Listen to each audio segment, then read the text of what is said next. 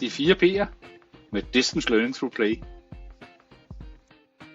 Det her er Seymour Papert. Han var matematiker og computerpioner. Han studerede blandt andet Piaget og er skaberen af myresnak. En af hans hovedpointer er, at computeren er et objekt, som vi kan tænke med. Når vi tænker over, hvordan vi tænker, bliver vi nødt til at tænke over noget, mens vi tænker over, hvordan vi tænker. Det at mødes og interagere med verden er med til at skabe den måde, vi fremover forstår verden, og dermed møder den fremover.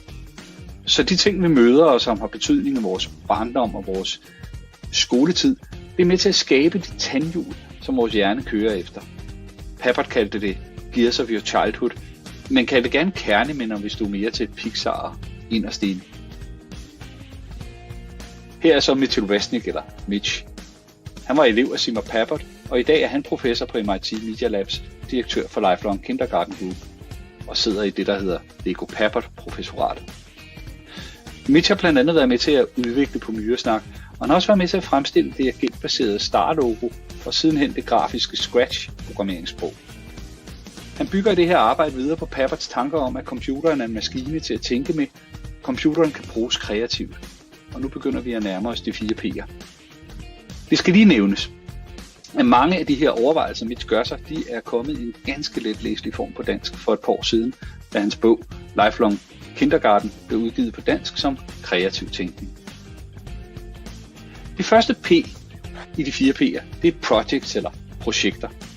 Det handler om, at man skal arbejde med projekter, i stedet for med opgaver og løsreven viden. Vi lærer viden og færdigheder for at kunne løse de udfordringer, vi møder i vores projekter. Det er vigtigt, at vores projekter også handler om at skabe noget. Det kan være noget fysisk eller noget på en computer, men vi skaber noget, vi kan dele med andre og få deres tilbagemeldinger på. Når vi arbejder med projekter, har vi gode muligheder for at ende i det, som vi kalder den kreative læringsspiral. Den handler kort fortalt om, at vi forestiller os en løsning. Det kan være på en udfordring eller bare noget, vi synes er sjovt, og så skaber vi den, leger med den og deler den med andre. Og det er det her møde med vores løsning og andre, hvor den bliver brugt, der gør, at vi kan reflektere over vores løsning og gå i gang med at forestille os nye løsninger. Den her tænkning, den ligger også til grund for hele den måde fællesskabet i Scratch er bygget op, altså det community, der er rundt omkring programmeringssprog. En anden vigtig pointe ved projekter, ikke mindst i forhold til, når det foregår i skolen, er, hvordan rammesætningen giver muligheder og begrænsninger. Seymour talte om 2 fine metaforer for, hvad der er vigtigt, når vi rammesætter projekter, og Mitch har siden udvidet med en tredje. Egentlig var det tanker, de udviklede i forhold til, hvordan god læringsteknologi skulle designes, men de er altså også gode til at bruge i forhold til rammesætning af projekter. Det skal være let at komme i gang. Der skal ikke være en stor forhindring eller en masse læring, der skal finde sted, inden man overhovedet kan komme i gang, og så mister man sin motivation og måske endda sin passion for projektet. Det kalder vi det lave gulv eller low floor. Det kræver ikke lange ben at træde indenfor. Men det er ikke nok, at gulvet er lavt. Der skal også være højt til loftet. Hvis de rammer, vi sætter, de gør, at vi let kan komme ombord, men til gengæld ikke rummer plads til, at vi kan udvikle os, så bliver det også hurtigt kedeligt at være med i projektet. Så vores rum skal kunne skaleres efterhånden, som vi bliver bedre, og der skal være noget at stræbe efter. High ceilings. Den tredje metafor, som Mitch tilføjer, den handler om den vej, vi går fra det lave gulv til det høje loft. Det er ikke nok, at der er én vej. Der skal være forskellige veje, der kan undersøges og bruges. Mitch kalder det for brede vægge eller white walls. Det er med andre ord vigtigt, at vores rammer for projektet ikke bliver for snævre i forhold til den måde, vi skal arbejde med dem på. Hvis vi igen kigger på Scratch, er det et godt eksempel på et værktøj, der i sig selv har brede vægge.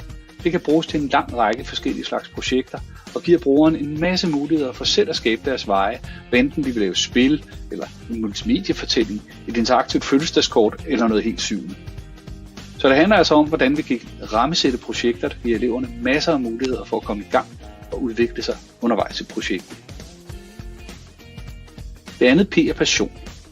Når vi arbejder med noget, som vi føler for, så investerer vi meget mere af sig selv. Vi vil altså gerne have udfordringer og svære opgaver, men det skal være om noget, vi føler for og dermed har lyst til at fordybe os i. Passion, det er en vigtig brik i at kunne opnå flow i et projekt. Det er, hvor vi helt og dels er opslugt af opgaven og glemmer alt om tid og sted. Det tredje P er play. Det handler ikke om, at nu skal vi stoppe alt, hvad vi er i gang med og gå ud og lege en leg, men det handler om det, vi kalder en legende tilgang.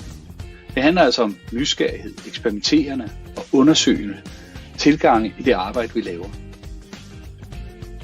Måske kender I denne her model, som er rigtig god til at illustrere den her legende tilgang i forhold til at forstå nye ting.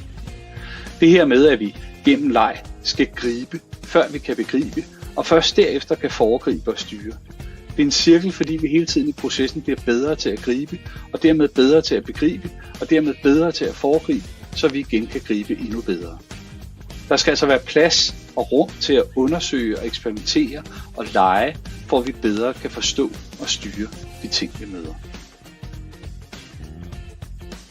Det fjerde, men bestemt ikke mindst vigtige P, det er peers, altså ligesindede. Det, at man ikke laver sine projekter alene, men sammen med andre. Nogen, man sammen med kan lave projekterne, dele passionerne og være legende i sin tilgang med. Det var de 4 P'er. God fornøjelse.